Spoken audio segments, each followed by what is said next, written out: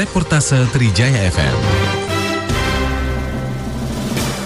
Pendengar Trijaya, Gubernur Sulawesi Tenggara Ali Masih menghadiri video conference rapat koordinasi analisis dan evaluasi pelaksanaan kampanye Pilkada Serentak tahun 2020 yang diinisiasi oleh Kementerian Koordinator Bidang Politik, Hukum dan Keamanan Republik Indonesia Muhammad Mahfud MD. Menko Polhukam Mahfud MD memimpin langsung rakor yang dihadiri oleh para menteri dan badan negara terkait, di antaranya Mendagri, Panglima TNI, Kapolri, Jaksa Agung, Wakil Kepala Badan Intelijen Negara, Ketua STP COVID-19, Ketua KPU RI, Ketua Bawaslu RI, dan seluruh kepala daerah dan pemerintahan se-Indonesia. Di Sulawesi Tenggara, Gubernur Ali Masih mengikuti video conference dari Ruang Merah Putih Rumah Jabatan Gubernur dan didampingi oleh sejumlah pejabat dari lembaga teknis terkait Pilkada Serentak yang ada di Sulawesi Tenggara, Senin 23 November 2020.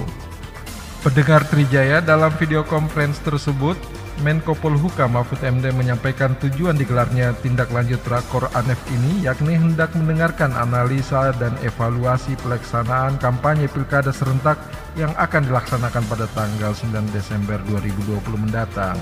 Mahfud MD juga mencatat ada sejumlah permasalahan dalam Pilkada Serentak, antara lain ormas yang berpengaruh dengan niat baik dan tulus telah menyerukan penundaan Pilkada. Menurut Mahfud, kita terima hal itu sebagai niat yang baik dan tulus semata untuk keselamatan rakyat, tetapi pemerintah tetap harus mengambil langkah dan keputusan secara konstitusional dan institusional bahwa Pilkada tidak ditunda tetapi dengan tetap mengutamakan protokol kesehatan.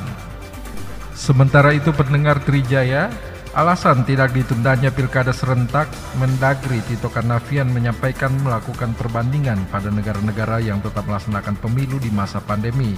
Pemilu tetap dilaksanakan untuk menjamin tetap berjalannya roda pemerintahan yang sekaligus akan menjamin tetap berlangsungnya segala proses mitigasi. Sementara itu, Ketua Satgas Penanggulangan COVID-19 Doni Monardo menunjukkan angka kecenderungan penularan yang relatif mampu ditanggulangi. Segala skenario pencegahannya sudah disiapkan secara matang. Sementara Ketua KPU RI Arief Budiman menyampaikan kendala kampanye dari laporan KPU beberapa daerah belum memulai kampanye karena tetap menunggu izin berkampanye. Keterlambatan izin itu berimbas pada keterlambatan penyerahan desain APK dan bahan kampanye. Data petugas kampanye, relawan, bahkan akun medsos resmi terlambat disampaikan oleh paslon kepada KPU. Sebagai langkah lanjutan, KPU akan melakukan pemantauan dan supervisi kepada KPU Provinsi, Kabupaten, Kota lebih masif lagi. Sementara itu, Kepala Bawaslu RI Aban melaporkan langkah-langkah pengawasan dan penindakan terhadap pelanggaran protokol kesehatan COVID-19 dalam pelaksanaan kampanye.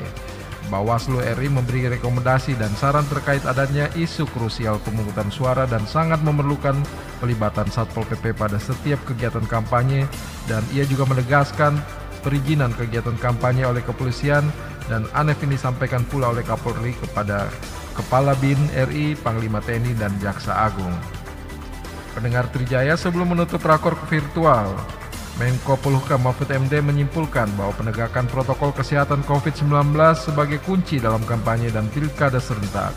Metode penegakan protokol dilakukan melalui cara preventif, persuasif, dan penegakan hukum tanpa pandang bulu.